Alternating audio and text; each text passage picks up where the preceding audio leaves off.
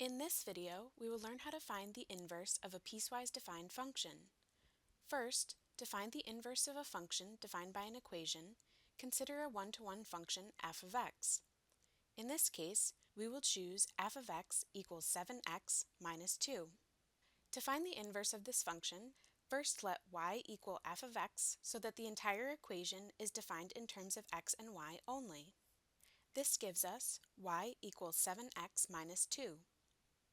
Next, interchange x and y. Now we have x equals 7y minus 2.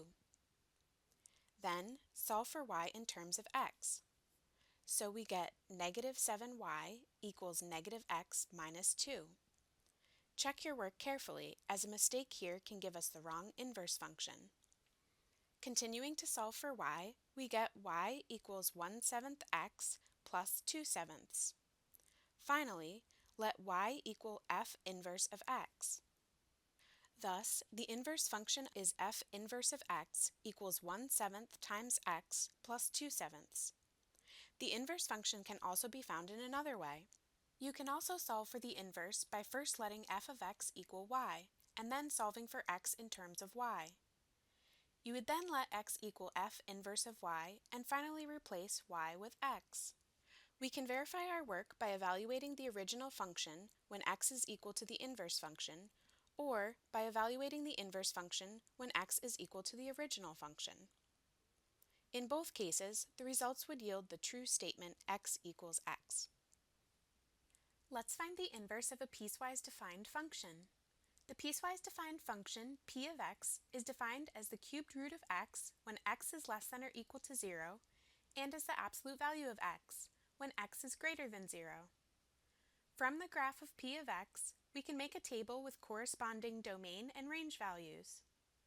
For x less than or equal to 0, the domain and range of p of x are both the interval from negative infinity to 0, including 0. For x greater than 0, the domain and range of p of x are both the open interval from 0 to infinity. Now, since the domain of p of x is the range of p inverse of x, and the range of p of x is the domain of p inverse of x, we can also list the domain and range values for p inverse of x. So, the domain and range of the inverse of the cubed root of x will both be the interval from negative infinity to 0, including 0. And the domain and range of the inverse of the absolute value of x will both be the open interval from 0 to infinity. Using the four-step procedure shown, we can now find the inverse of the piecewise defined function p of x. First, we will consider the cubed root of x, which we will define as f of x for now. Following the table outline, begin by letting y equal f of x, which gives us y equals the cubed root of x. Then, interchange x and y to get x equals the cubed root of y. Now, solve for y in terms of x to get y equals x cubed. Finally, let y equal f inverse of x. Thus, the inverse function of f of x is f inverse of x equals x cubed. Similarly, we can now let g of x equal the absolute value of x and follow the same four-step procedure. So we have y equals the absolute value of x. Then, interchanging x and y, we get x equals the absolute value of y. Now, solve for y in terms of x. Note that solving for y yields two answers, y equals x and y equals negative x. Because this function is defined only for values greater than 0 in p of x, the only correct solution is y equals x.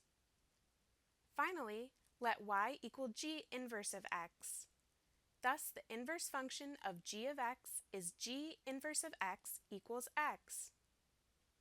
Putting these pieces together, we get p inverse of x equals x cubed when x is less than or equal to 0, and x when x is greater than 0.